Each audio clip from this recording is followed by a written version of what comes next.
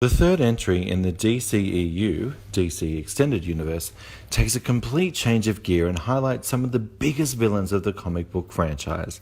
Some you will know, like the Joker and Harley Quinn, and some you will not, like Deadshot and Captain Boomerang.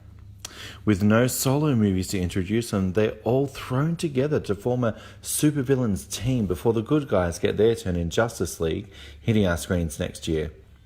After a gazillion trailers, TV spots, and previews for this event really showcased a lighter side to the DCU. However, most of the Snyder BVS darkwash is still there, and while there are moments of comedy, this sticks to the dark side of things, which may disappoint some expecting a Guardians of the Galaxy-esque romp.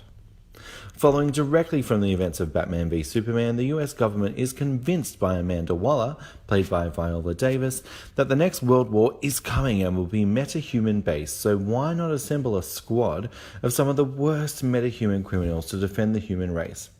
She recruits the worst of the worst: Harley Quinn, played by Margot Robbie, Deadshot Will Smith, Killer Croc, I'm really sorry I can't pronounce your real name, Captain Boomerang, Jai Courtney, Diablo, Jay Hernandez, and Enchantress Cara Delevingne.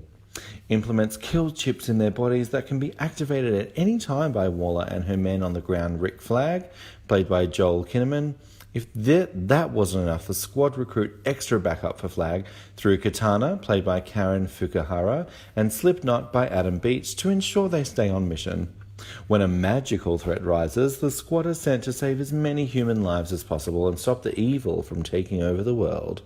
Now, there were extremely high hopes for this third entry, and while some may enjoy the lighter side of the universe, I wasn't too impressed by the humour and predictable and yawn-worthy story that sees this movie fumble into generic blockbuster after the first 40 minutes of the film.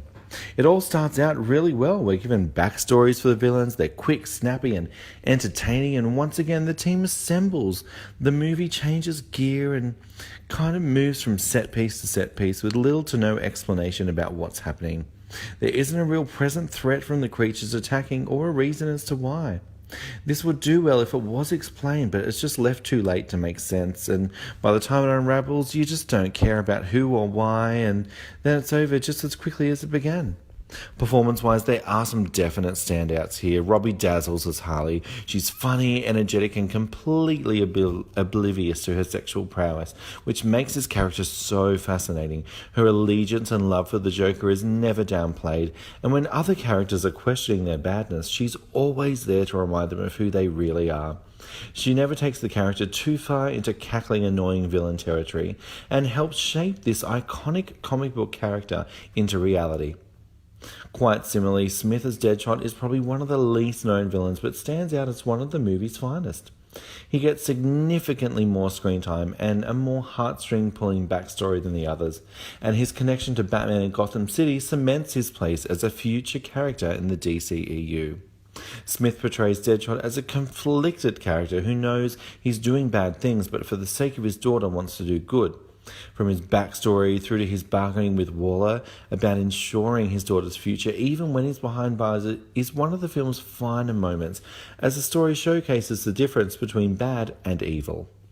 Amanda Waller, played by Viola Davis, really just brings it home. She really cements herself as one of the main players and is completely ruthless and conniving in everything that this character should be. Some of the best scenes of the movie involve her and her master plan, and really Davis is the only actress I can think of that can deliver this character perfectly. We're given a small glimpse into Katana, and Fukuhara plays it perfectly.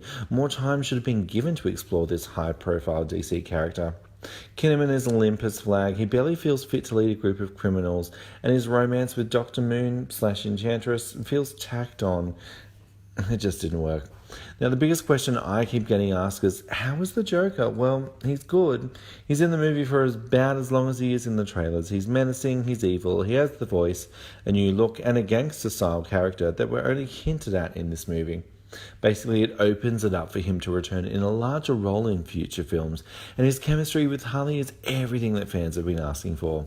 I really feel it's unfair to compare his performance to the late Heath Ledger, as they're completely different tones, so I really won't be commenting on this. Story-wise, it starts out really well and showcases what director David Ayer can bring to the table. After 40 minutes, it just settles into typical, predictable blockbuster territory, and the movie heads into a slump. Like when you watch a Marvel film, these large-scale apocalyptic events start to happen. All I could think of, where's Wonder Woman and Batman? They're way better equipped to deal with this kind of enemy than these clowns are.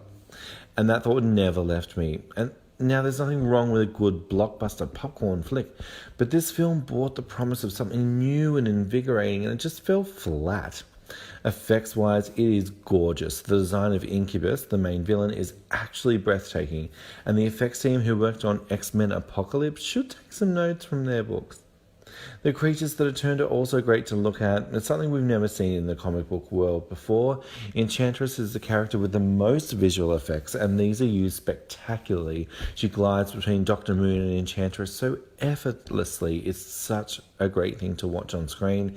It's just such a shame that Delevingne's so empty as the actual character. As a movie, this definitely works as a summer blockbuster. If you have no knowledge of the comics or characters, you will revel in this spectacle. The crazy, outlandish characters with the stereotypical action plot will entertain and delight, as well as the addition of some great music, ranging from Queen to Eminem to 21 Pilots. At a running time of 120 minutes, it's a lot more digestible than Batman v Superman and will make sense to non-comic book fans, and is completely passable as a summer movie. By contrast, if you are a DC Comics fan, you may feel a tad let down by this installment. The characters you love and were pumped to see are mostly thrown in together for show with no real heart, except for a couple of main players, Deadshot, Quinn, and Waller. This is why I'm giving the movie 2 scores, one from a movie reviewer perspective and one from a DC Comics fan perspective. They'll be very different, and for this reason should be separated to give this film credit where credit is due. What was meant to be the DCEU version of Guardians of the Galaxy started out well. It was looking like an all-out, batshit crazy spectacular, but ended up fizzing out into an attraction for 17 to 21-year-olds and their squads. Insert eye roll here. Hopefully these characters will get a chance to live again in the DCEU, under the guidance of much better writers and filmmakers who have the balls to do something different. As a movie, I give it 7 out of 10. As a DC Comics fan, a 5 out of 10.